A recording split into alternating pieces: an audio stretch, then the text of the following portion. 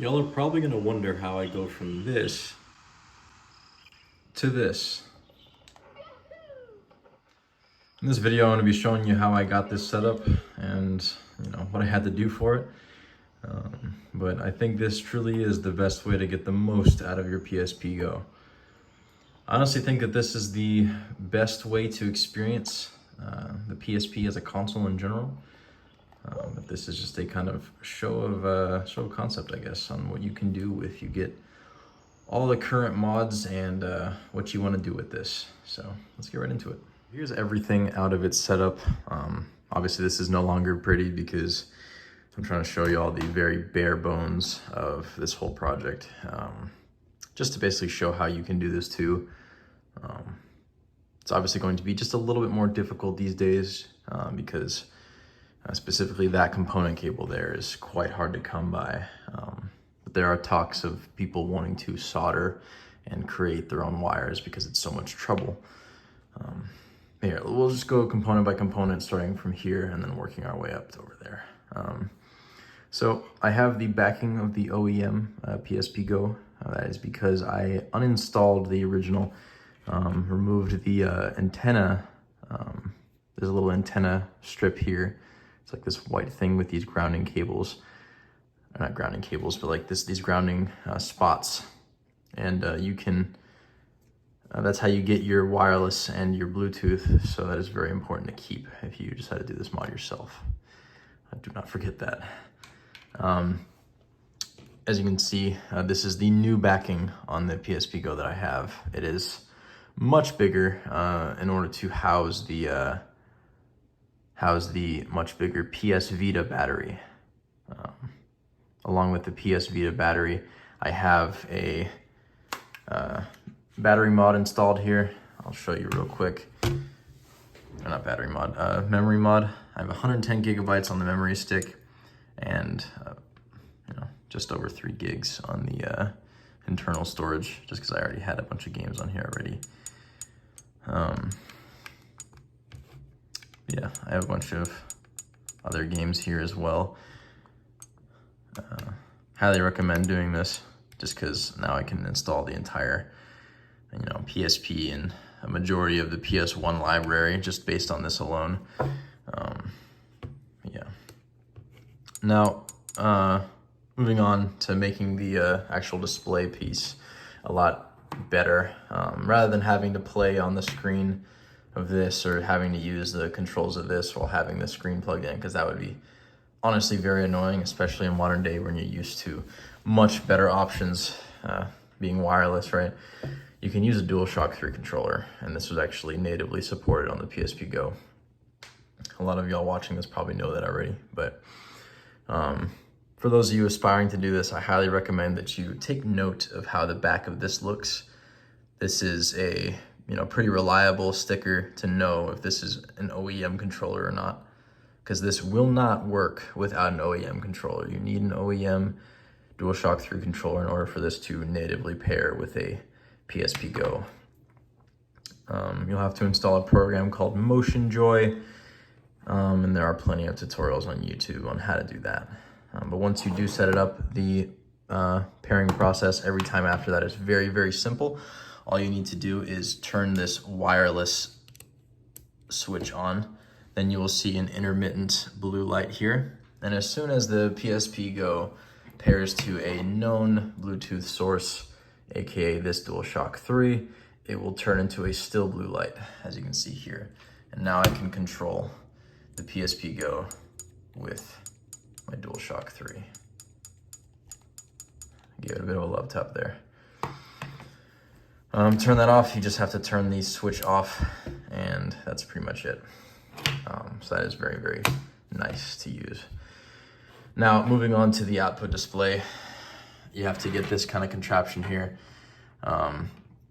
This is a component to charger to data cable. It is a 3-in-1 cable.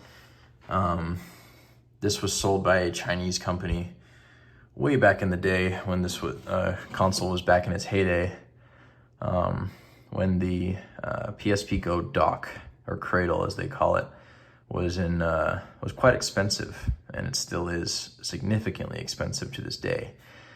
I have some bread ties here to keep this a bit more maintainable, but just to show you, this is the component cable portion, and then it runs down to the actual PSP Go port, the native port, and then it moves on to this USB cable portion, kind of loops all the way back. This is soldered this way because it is not typical for a component cable on its own to be capable of charging, which is very annoying, because if you were to, play for long sessions on your actual, console itself, you'd want to have a consistent, power supply. But without that charging capability, you'd have to eventually worry about the battery life. So to circumvent that, this cable was made to essentially be a stand-in for that cradle.